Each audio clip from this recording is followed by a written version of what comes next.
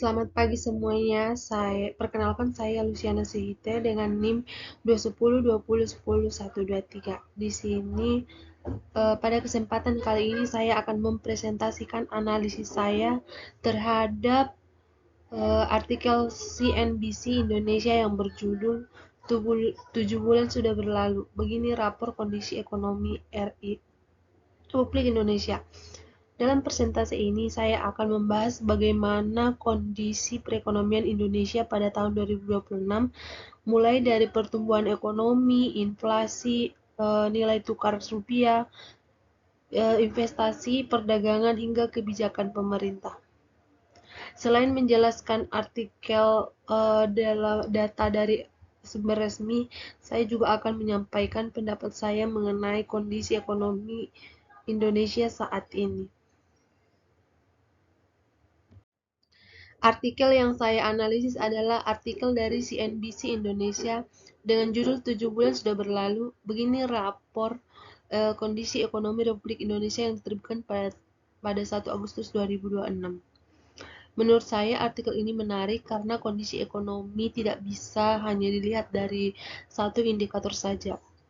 Kita perlu melihat pertumbuhan ekonomi, inflasi, nilai tukar rupiah, investasi, perdagangan, serta kebijakan pemerintah. Pertanyaan utama yang ingin saya jawab adalah apakah ekonomi Indonesia masih tumbuh kuat? Apakah pertumbuhan tersebut cukup berkualitas untuk menghadapi berbagai tekanan ekonomi global?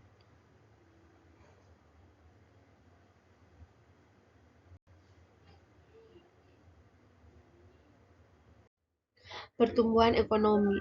Pertama, mengenai pertumbuhan ekonomi Indonesia. Berdasarkan data yang digunakan dalam analisis ini, ekonomi Indonesia pada triwulan 1 tahun 2026 tumbuh sebesar 5,61% secara year on year.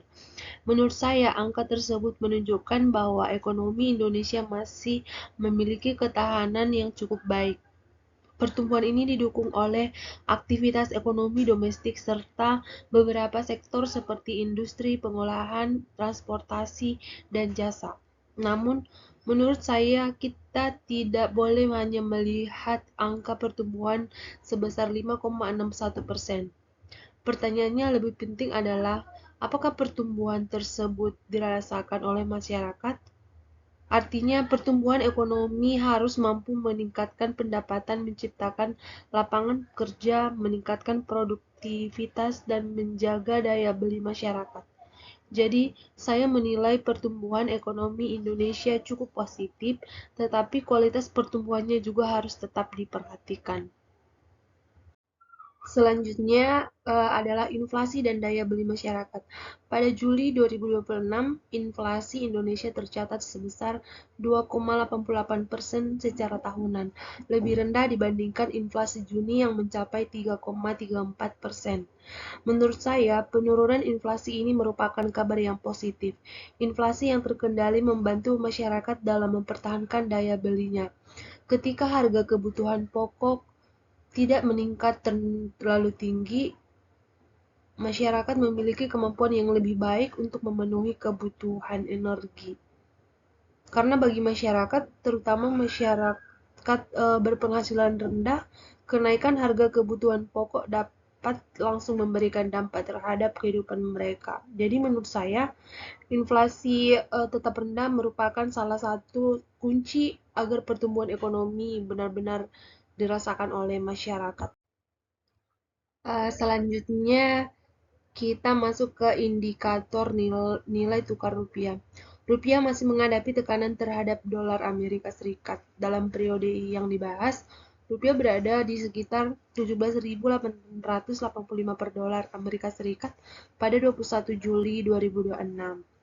Pelemahan rupiah dapat disebabkan oleh beberapa faktor, diantaranya adalah ketidakpastian ekonomi global, pergerakan dolar Amerika Serikat, ekspektasi terhadap suku bunga Amerika Serikat, serta kondisi geopolitik. Menurut saya, kondisi ini perlu mendapatkan perhatian karena pelemahan rupiah dapat meningkatkan biaya barang-barang impor. Pada akhirnya, kondisi tersebut dapat memberikan tekanan terhadap harga di dalam negeri. Namun, Bank Indonesia juga memiliki berbagai instrumen untuk menjaga stabilitas nilai tukar. Jadi menurut saya, stabilitas rupiah harus tetap dijaga tanpa mengorbankan pertumbuhan ekonomi. Selanjutnya, berikut adalah investasi dan kredit perbankan. Pertumbuhan kredit perbankan pada Juni 2026 tercatat sebesar 12,67% secara year on year. Sementara itu, kredit investasi tumbuh lebih tinggi, yaitu sekitar 24,90%. Menurut saya, angka ini merupakan sinyal yang positif. Pertumbuhan kredit menunjukkan bahwa aktivitas pembiayaan dalam perekonomian masih berjalan. Kredit investasi juga penting karena dapat digunakan perusahaan untuk melakukan ekspansi, membeli mesin, membangun fasilitas produksi, maupun mengembangkan usaha.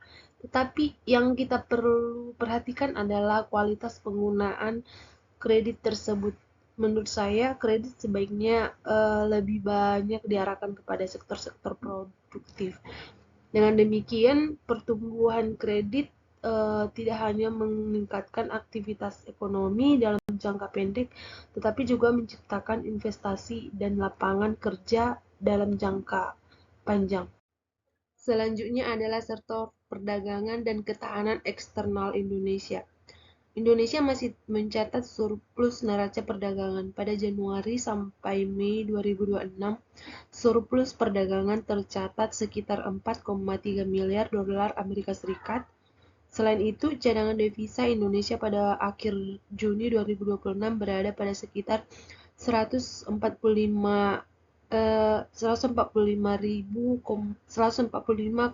miliar dolar Amerika Serikat.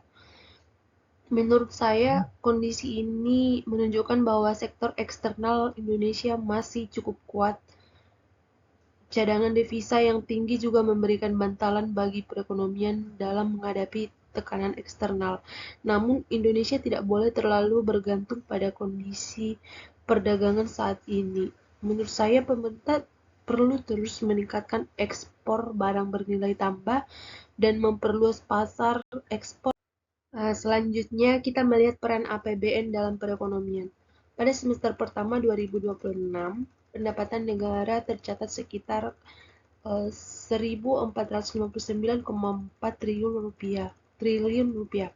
Sementara belanja negara mencapai sekitar 1.656 triliun rupiah. Defisit APBN berada pada sekitar 0,76% terhadap PDB. Menurut saya, APBN memiliki peranan yang sangat penting dalam menjaga ekonomi.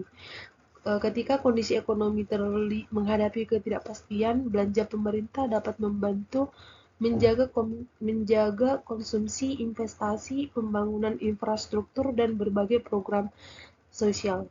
Tetapi menurut saya yang paling penting bukan hanya seberapa besar anggaran yang dikeluarkan, yang lebih penting adalah bagaimana anggaran tersebut digunakan. Belanja pemerintah harus produktif, tepat sasaran, transparan, dan mampu memberikan dampak nyata terhadap masyarakat.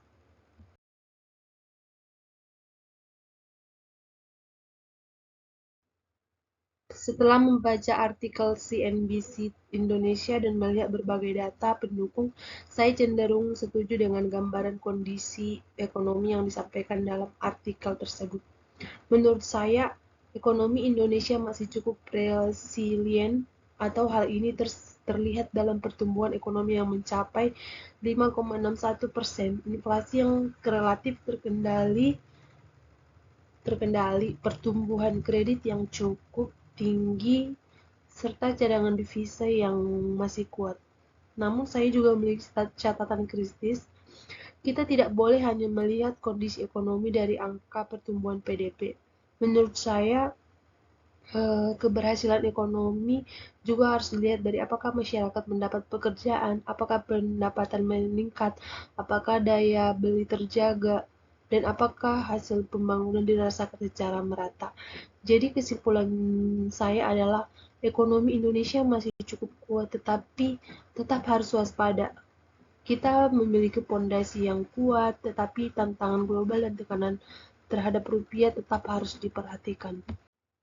Berdasarkan analisis saya, ada beberapa rekomendasi yang dapat dilakukan. Pertama, pemerintah perlu terus menjaga daya beli masyarakat dengan mengendalikan inflasi, khususnya harga pangan. Kedua, inflasi produktif perlu terus didorong dengan menciptakan kepastian hukum dan iklim usaha yang baik. Ketiga, Indonesia perlu meningkatkan ekspor bernilai tambah dan memperluas pasar ekspor. Keempat, stabilitas rupiah perlu dijaga melalui koordinasi kebijakan pemerintah dan Bank Indonesia. Dan yang kelima, pemerintah perlu memastikan bahwa pertumbuhan ekonomi mampu menciptakan lapangan kerja dan meningkatkan produktivitas masyarakat. Menurut saya, ini adalah eh, ini yang menjadi kunci agar pertumbuhan ekonomi tidak hanya terlihat bagus di atas kertas, tetapi juga memberikan manfaat nyata bagi masyarakat.